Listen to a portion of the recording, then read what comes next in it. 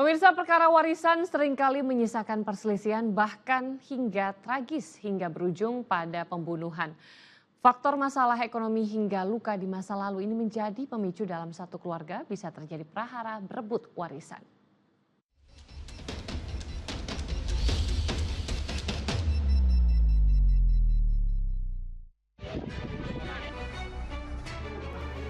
Merasa tak adil soal pembagian warisan, acap kali berujung perselisihan di tubuh keluarga.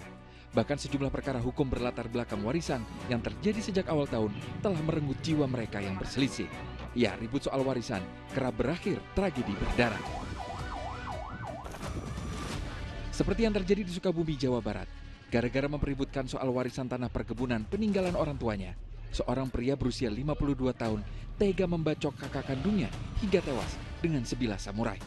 Korban yang berusia 55 tahun tewas seketika di lokasi kejadian. Peristiwa naas itu pun membuat geger warga kampung Ciparai, Desa Cikahuripan, Kecamatan Kadudampit, Kabupaten Sukabumi, Jawa Barat. Usai membunuh, pelaku menyerahkan diri kepada polisi. Di hadapan penyidik, tersangka mengaku sakit hati ketika ditagih utang dan disinggung soal warisan tanah perkebunan peninggalan orang tua. Keduanya hubungannya adalah kakak adik. Datang ke rumahnya, terjadi perselisihan berkenaan masalah waris, tanah waris.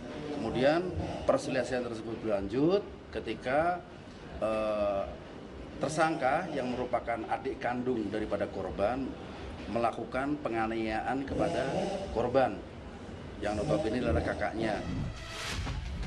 Prahara warisan juga berujung maut terjadi di Desa Sambung Anyar, Kecamatan Ngawen, Blora, Jawa Tengah.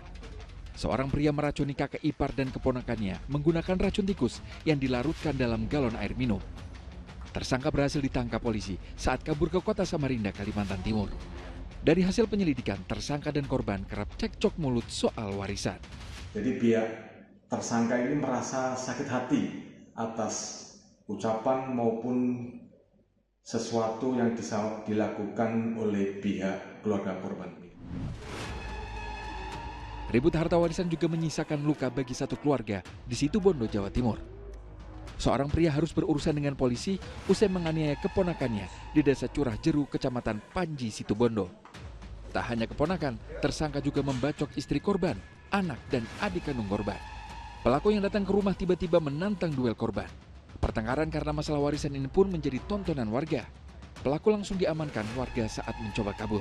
Itu karena sengketa tanah, sehingga dari pihak pelaku ini emosi sehingga melakukan penganiayaan terhadap sampai mengakibatkan 4 korban. 4 korban ini keluarganya Indonesia? Masih keluarga. Banyak faktor mengapa dalam satu keluarga terjadi keributan perkara warisan, mulai dari kebutuhan ekonomi hingga luka merasa tidak adil di masa lalu. Keluarga itu sebenarnya unit terkecil. Unit kita bagaimana kita bertumbuh kembang, bagaimana kita bisa memahami, berperilaku, itu kita berkembangnya dari awalnya tuh unit terkecilnya keluarga dulu. Nah, pola kita berkomunikasi, pola kita menyelesaikan masalah, pola kita meregulasi emosi, itu semua mirip nih. Kalau misalkan Mas Egi ngelihat kayaknya mama dulu begini, papa dulu begini, itu sebenarnya begitu. Sama sebenarnya mirip-mirip pola regulasi emosi, komunikasi, keterbukaan itu ya meniru dari keluarga. Guna mencegah terjadinya kisruh perkara warisan, menurut psikolog klinis keluarga Universitas Gadjah Mada menyarankan adanya mediasi atau pihak penengah di luar keluarga yang membantu mengatur hak waris. Cegah dengan cara prevention ya. Jadi misalkan nih orang yang akan memberikan hak warisnya sudah membicarakan atau mengkomunikasikan secara terbuka kepada ahli warisnya untuk mengatakan bahwa pembagiannya seperti ini. Ya, hal yang bisa dilakukan untuk hindari perselisihan dalam keluarga perkara warisan, yakni antara lain dengan perencanaan pembagian warisan, berpedoman pada pembagian hukum waris berdasar negara, agama, atau adat. Tim Liputan melaporkan.